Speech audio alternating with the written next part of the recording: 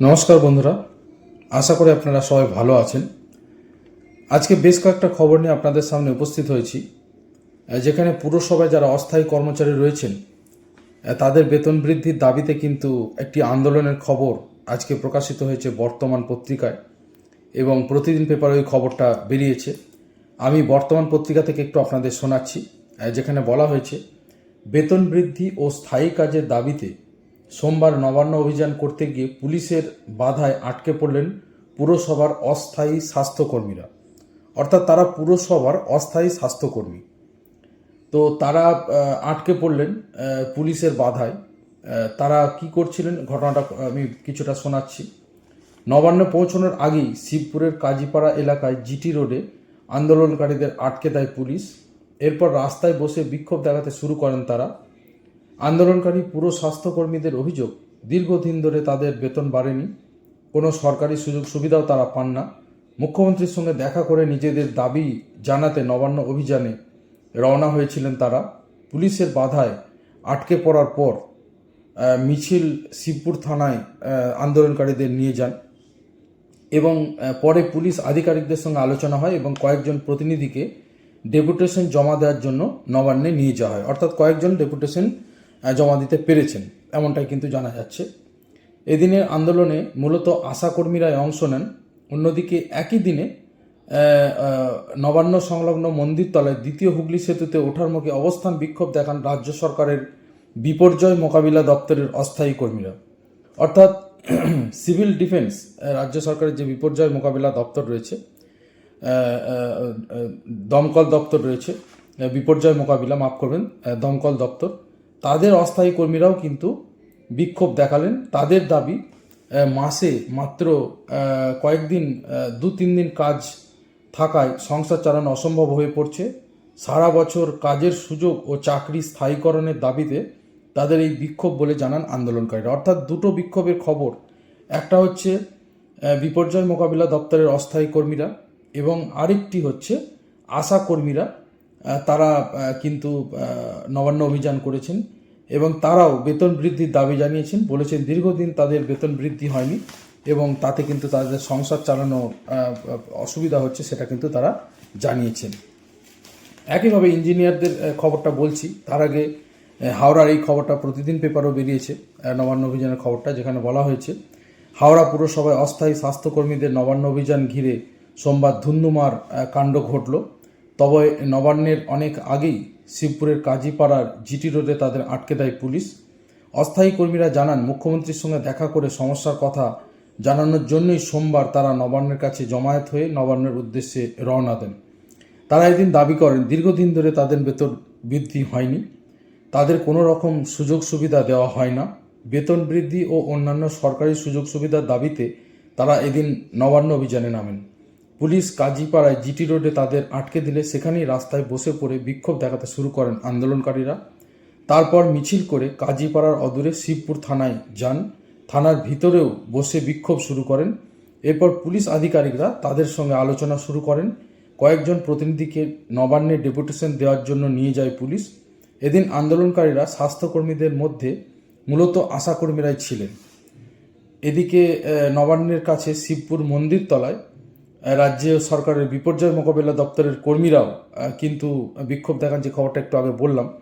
এদিন তারা দাবি করেন সারা বছর তাদের কাজ থাকে না, এই কাজ যাতে সারা বছর হয় বা মাসে 30 দিন হয় এবং তাদের চাকরি যাতে স্থায়ী হয়, সেজন্য তারা নবান্নে মুখ্যমন্ত্রীর দৃষ্টি আকর্ষণ করতে চান।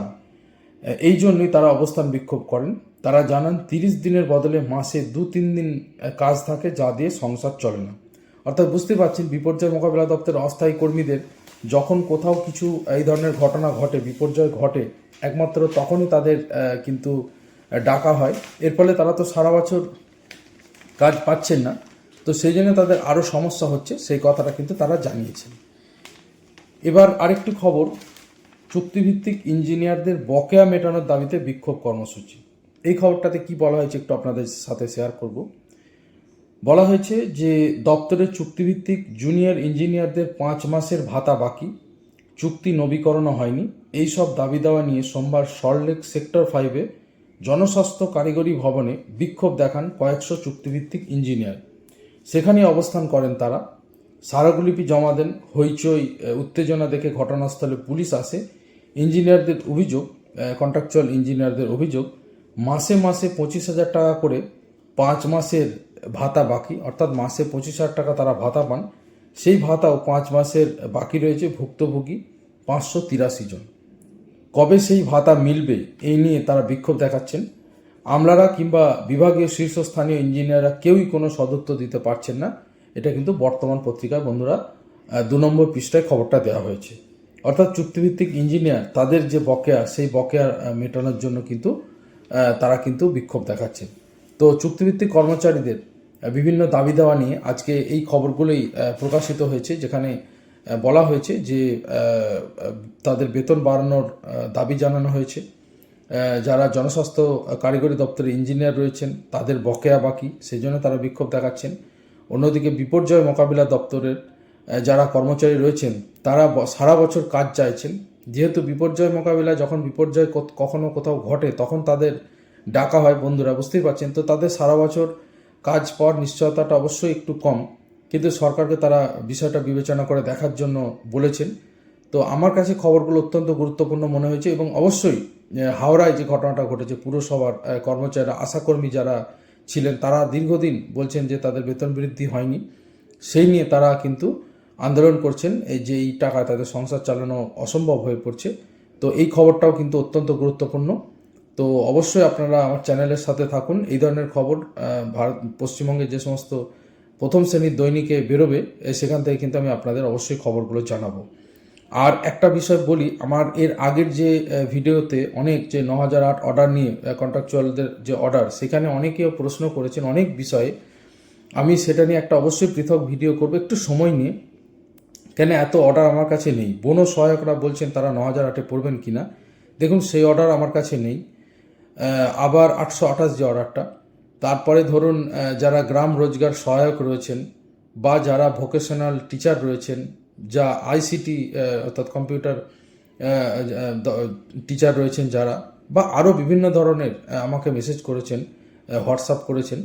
তো আমি সেগুলো একটা একটা করে আমি পরে একটা আলোচনা অবশ্যই করে নেব, একটু সময় নিয়ে। বিষয়টা যেহেতু অর্ডারগুলো নিয়ে আমাকে একটু বসতে হবে, তো সেটা নিয়ে আমি একটা আলাদা ভিডিও করে দেবো। আপনারা অবশ্যই আমার চ্যানেলের সাথে থাকুন।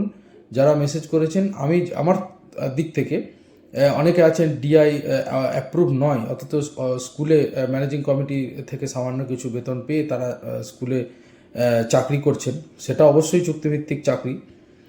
তারা যেহেতু ডিআই অ্যাপ্রুভ নয়, তো এর ফলে তারা কিন্তু এই পরীক্ষাগুলোতেও তারা বসতে পারলেন না, এই পরীক্ষাগুলো মানে অভিজ্ঞতা নাম্বারটা পেলেন না।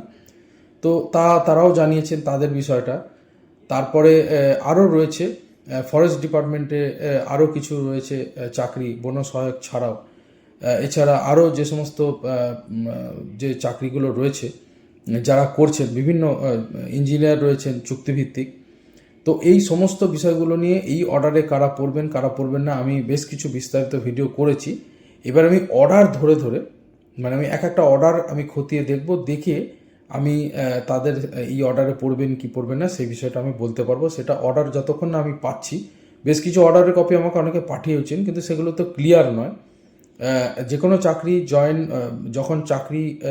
যখন কেউ চাকরিতে প্রবেশ করেন, তিনি হয়তো জানতে পারেন না, কিন্তু সেই অফিসে তার আগে কিছু ফাইল চালাচালি হবে, ফিনান্স থেকে ফাইল আসবে, সেখানে বলা থাকবে যে এই বেনিফিট তারা পাবে যাদের রিক্রুটমেন্ট হচ্ছে। তো সেই খবরটা অফিস থেকে নিতে হবে।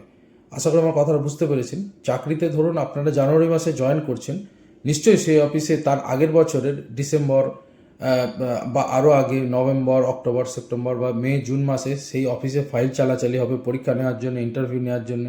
সেই কপিগুলো দেখতে হবে। অর্থাৎ একটা ডিপার্টমেন্ট উইদাউট ফিনান্সের অ্যাপ্রুভালে নিয়োগ হলে তো 9008-এ পড়ার প্রশ্নই নেই, কেউই পড়বেন না। কিন্তু ফিনান্সের অ্যাপ্রুভালে যারা কন্ট্রাকচুয়ালে নিয়োগ হবে, তাদের 9008-এ পড়ার সম্ভাবনা থাকছে, সেই অর্ডারে দেখতে হবে। আবার ফিনান্স যদি এরকম বলে দেয় যে অন্য তাদের যেহেতু কাজ, তাদের 9008 এই অর্ডারে তারা পড়বেন না, তাহলে সেটা কিছু করার নেই। অর্থাৎ আগের কাগজগুলো দেখতে হবে, এটা হচ্ছে মোদ্দা কথা। তো আমি অবশ্যই এই ধরনের একটা ভিডিও আমি করব, যেখানে আমি প্রত্যেকটা এক একটা বিষয় নিয়ে, বন সহায়ক নিয়ে, গ্রাম রোজগার সহায়ক নিয়ে বা ভোকেশনাল টিচার নিয়ে, আমি এইভাবে একটা ধরে ধরে আমি ভিডিও করে দেব, এবং সেই ভিডিওতে আপনারা অবশ্যই আপনাদের উত্তর পেয়ে যাবেন। এবং আগামী দিনে চুক্তিভিত্তিক কর্মচারীদের যা যা খবর যাবতীয় সবই আমি জানাবো। আমি আগেই বলেছি বেতন বৃদ্ধি হওয়া, কিছুটা 3-4 হাজার টাকা বেতন বৃদ্ধি হওয়া বা হেলথ স্কিমে অন্তর্ভুক্ত হওয়া, এই ধরনের খবর আমি আগামী দিনে অবশ্যই আপনাদের দেবো। আপনারা আমার চ্যানেলের সাথে থাকুন। যখন যে মুহূর্তে আমি খবর পাবো যত দ্রুত সম্ভব আমি আপনাদের জানাবো, চ্যানেলে পোস্ট করব। প্রত্যেকে ভালো থাকবেন, প্রত্যেকের শুভকামনা জানাচ্ছি।